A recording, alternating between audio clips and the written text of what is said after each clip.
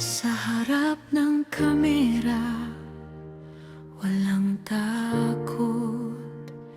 Bitbit ang katotohanan sa bawat salot. Isang boses sa gitna ng dilim, hindi umatras kahit may kapalit na sakit at lihim. Sa simpleng buhay, pusong matapang, di naghahanap ng yaman o pangalan. Ang nais lang ay linisin ang bayan sa salitang totoo, kahit delikado ang daan. Kahit alam mong may nagmamasid, pinili mo pa ring magsalita. Kahit buhay mo'y nakataya, hindi mo iniwan ang katotohanan. Bayani ka, kabdodong bukol. Sa social media, ikaw ang ilaw.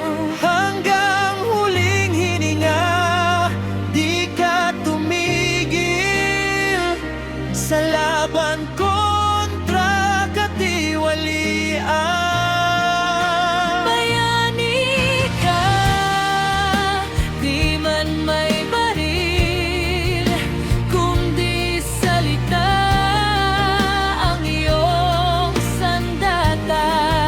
Sa bawat broadcast, buhay ang taya para sa bayan, para sa katotohanan. Marami ang tahimik, maraming takot. Ikaw ang tumayo kahit nag-iisa. Sa bawat live, may panganib, pero mas pinili mong ipaglaban ang tama.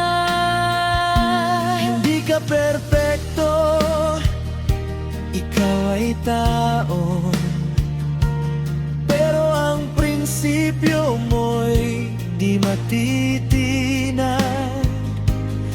Sa mundong puno ng kasinungalingan, ikaw ang paalala na may dangal pa rin ang bayan.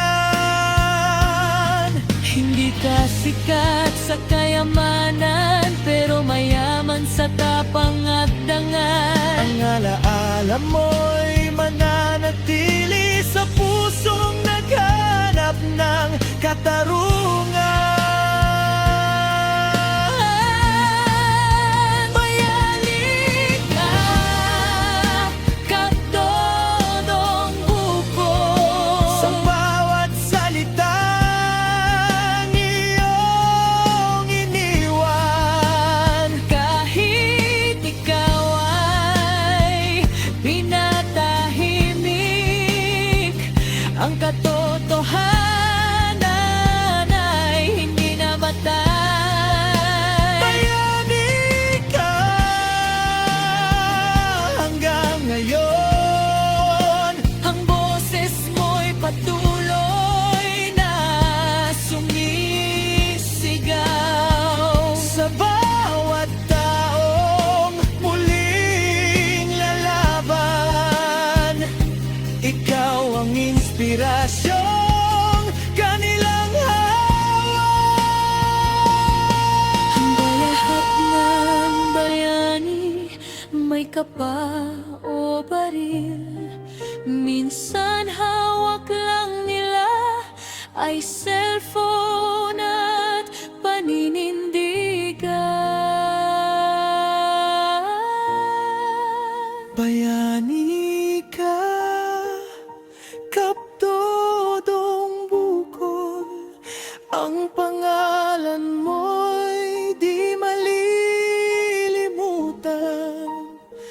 Sa social media ka man bumagsak, sa puso ng bayan ikaw ay nabuhay. Bayani ka magpakailanman, ang katotohanan ay pagpapatuloy. Sa bawat taong magsasalita, ang iyong tapang ay muling isisilang.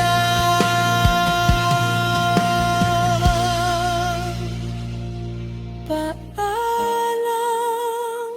Kaptotong. Salamat sa tapang, salamat sa katotohanan.